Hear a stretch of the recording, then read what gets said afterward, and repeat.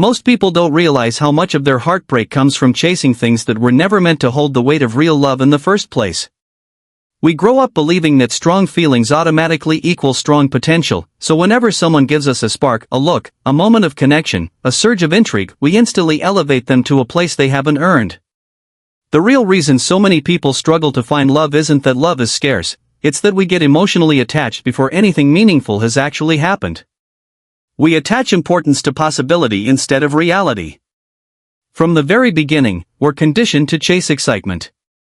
Movies, stories, fantasies, they all glorify the moment someone catches your eye, as if that moment means everything. But the truth is, those early sensations are almost completely meaningless. They feel huge because they activate our desires, to be chosen, to be seen, to finally experience the connection we've been waiting for. That emotional hunger convinces us that every spark matters more than it does.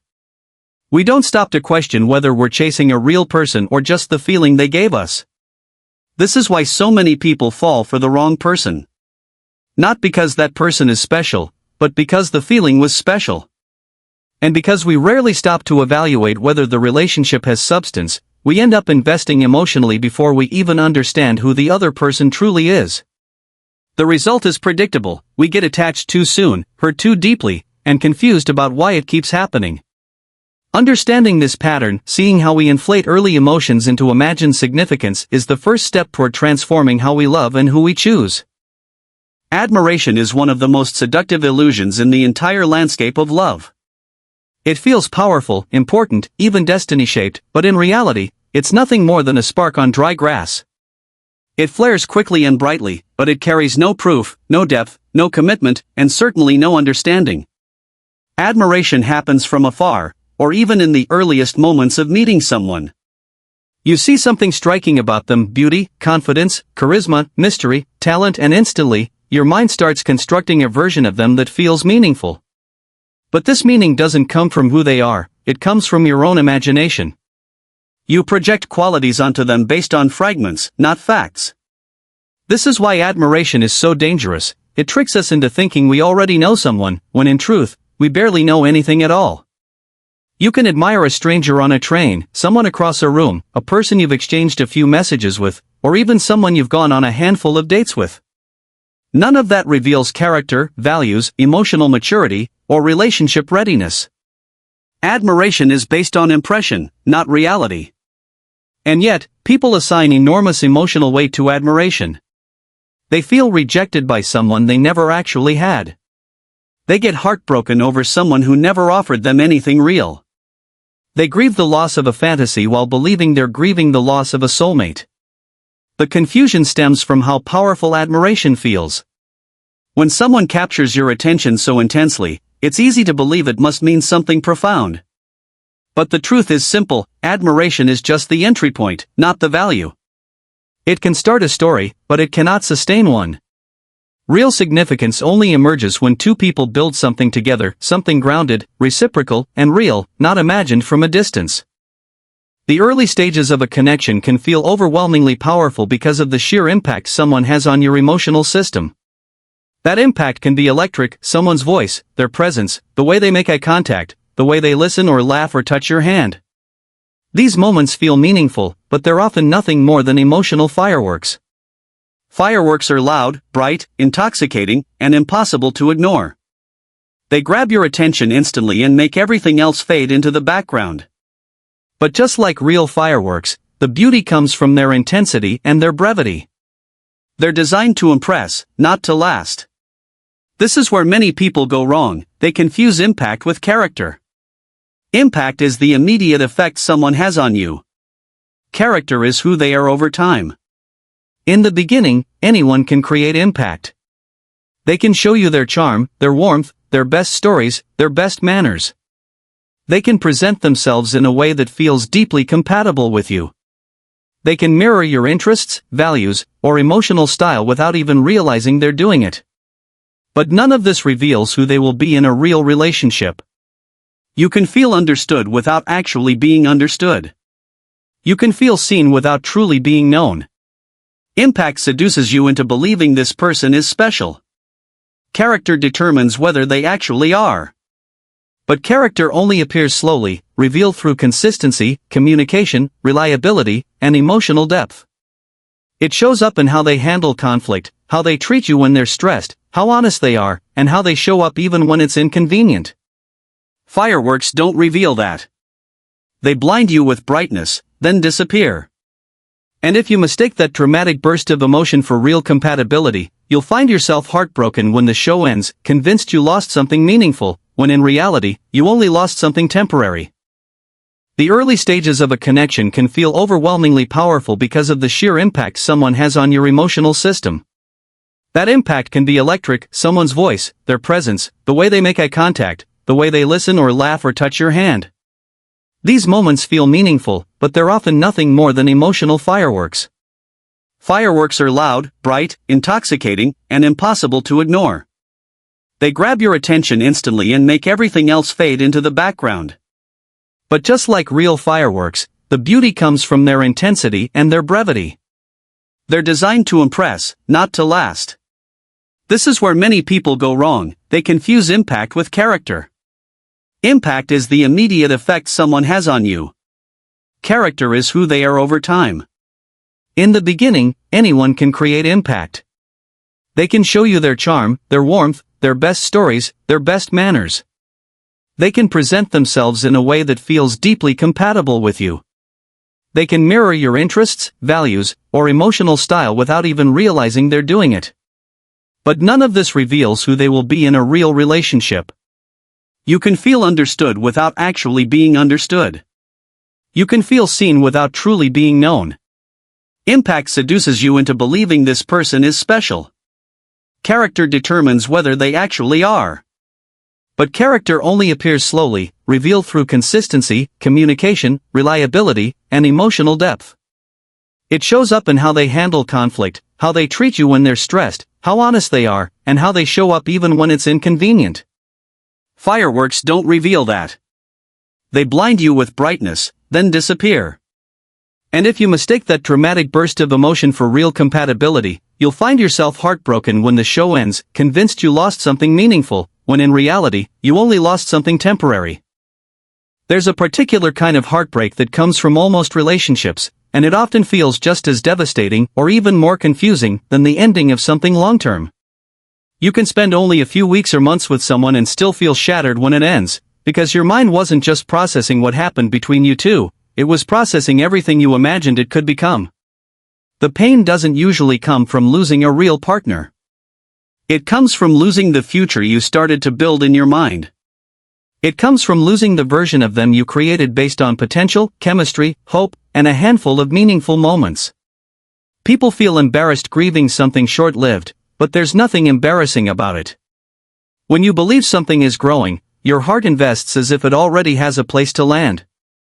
When someone gives you attention, affection, connection, and all the signs of possibility, your emotions don't wait for official labels or long timelines.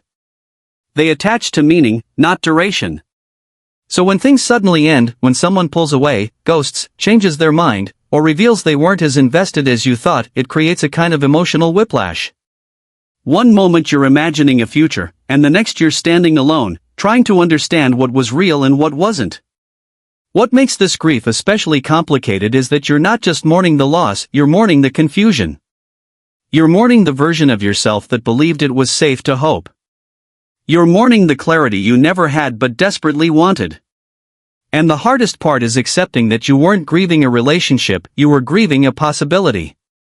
Real healing begins when you recognize that the pain is valid, but the story you were attached to was never fully real. It was a beautiful blueprint, not a built home. The first people to sense that something was wrong that night were not the guards, nor the auction clerks tallying their ledgers, but the horses, tethered outside the Charleston holding barn, is snorting, stomping, pulling at their reins until their eyes rolled white in panic. Inside, a low vibration hummed through the wooden beams, so faint it could be mistaken for a distant storm. But there were no clouds. Only a hot, windless dark. A boy sweeping the corridor claimed he saw the lantern flames bending toward the locked cell, as if exhaling toward it, drawn by something unseen. He dropped his broom and fled, telling anyone who would listen that the air around the door felt alive, like breathing fabric. No one believed him until the screaming began. The guards rushed in expecting a fight, maybe an escape attempt. What they found instead was a man standing completely still in the center of his cell, head bowed, chains slack at his wrists as though they had stretched on their own to give him space. The dirt around his feet was disturbed in a wide circle, scratched in patterns that looked almost deliberate, like markings or symbols half-finished. One guard shouted for him to raise his head. Slowly, impossibly slow, he did. His eyes were bloodshot, yet focused on them, through them as if he could see something behind their ribs, deeper than bone. Before they could open the cell, a metallic groan echoed from the rafters. Every nail in the ceiling shivered. The lanterns flickered violently, bursting with sparks. The man smiled, just barely, and the humming stopped so abruptly that the silence felt physical, like the whole building had swallowed a breath. The guards stepped back, trembling, each of them certain of one thing: whatever was locked inside that cell had not arrived with him. It had come awakened. The morning after the incident, the auction house tried to resume normal operations, but normalcy had already abandoned the place. Workers showed up pale and sleep-deprived, whispering rumors none of them wanted to voice too loudly, that the man in the cell had been speaking in two voices at once, that the horses still refused to go near the barn, that a guard had woken up with deep scratches along his spine, as if something had crawled beneath his blanket during the night. The overseer dismissed all of it, insisting fear was breeding exaggeration. But beneath his stern tone, even he couldn't hide the way he kept glancing toward the holding room, as if expecting its door to rattle again. When the time came for the morning inspection, only 2 guards agreed to accompany the overseer to the cell. 3 others refused outright, choosing instead to patrol the farthest end of the property, anywhere but near that door. The corridor was colder than it should have been, the boards creaking underfoot in a way that felt less like settling wood and more like reluctant groans. As they approached, one guard swore he heard whispering, soft, rhythmic, like a lullaby sung underwater.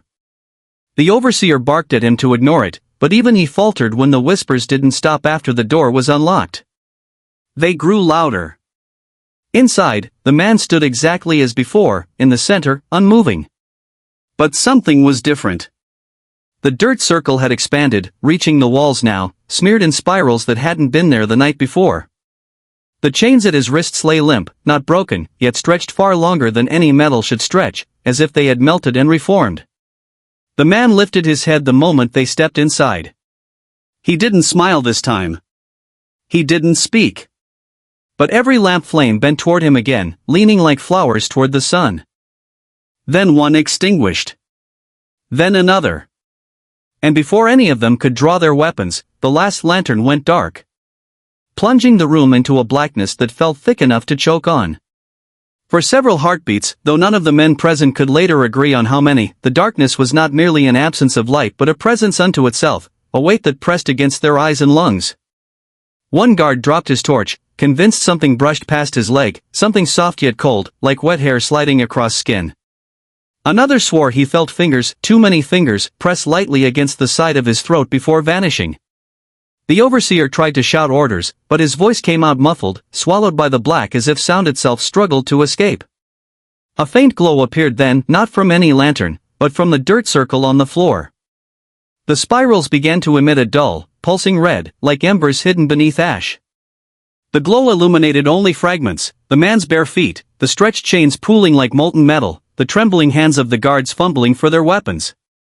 But the man's face remained in shadow, obscured by something that wasn't shadow at all. It was moving, shifting, as though his features were blurred by heat ripples or distorted behind unseen glass. The whispers returned, louder now, layered. They did not come from the man. They came from the walls, the floorboards, the air itself. A chorus of countless low voices, overlapping, speaking in a language none of them recognized yet all instinctively feared. One guard broke immediately, bolting for the door, only to collide with it so hard he fell. The door had shut on its own. The overseer lunged to pull it open, but the handle was ice cold, colder than metal ever should be in the South Carolina heat. Then the man took one step forward. Just one. But it was enough for the floor to groan beneath him as if bearing a weight far heavier than a single human body. The red glow brightened, gathering around his feet like rising smoke. The whispers swelled to a near scream. And in that moment, everyone in the room understood. They weren't trapped with him. They were trapped in whatever had followed him here. The aftermath of that night was chaos, but not the kind anyone could explain or contain. Word of what had happened spread quickly through Charleston, whispered in alleys, market stalls, and taverns, growing in distortion with each retelling. People spoke of a man who had arrived chained, yet unbound, of a darkness so thick it devoured light and sound, of whispers that came from the walls themselves. Some claimed he had disappeared into the night, leaving only the faint smell of iron and smoke behind. Others swore he remained, moving unseen through the streets, leaving frost on steps and shadows where there had been none. No one could say for certain what was real and what fear had imagined. Officials attempted to investigate, but every approach ended in failure. Horses refused to enter the barn, doors and locks jammed inexplicably, even ink from ledgers froze in pens mid-sentence. Those who had witnessed the event firsthand were deemed unreliable, their minds unable to reconcile what they had seen with what was logically possible. Families reported nightmares, children awoke screaming, and the city itself seemed to shiver under the weight of something unseen yet palpably malevolent. Over time, the story became legend. Some claimed the man was a spirit, bound to human form, others said he was a curse, walking the world to remind people of unseen dangers lurking behind the mundane. But the truth, if it could ever be known, was more chilling than any tale. Whatever had followed him, whatever had been awakened, it was not bound by walls, locks, or chains. It moved through reality itself, waiting, patient, and infinitely aware. Those who encountered it understood in their bones that it did not operate on human rules, did not answer to human fear, and did not stop once it had begun. And Charleston, forever marked by that night, would never again know what safety truly meant.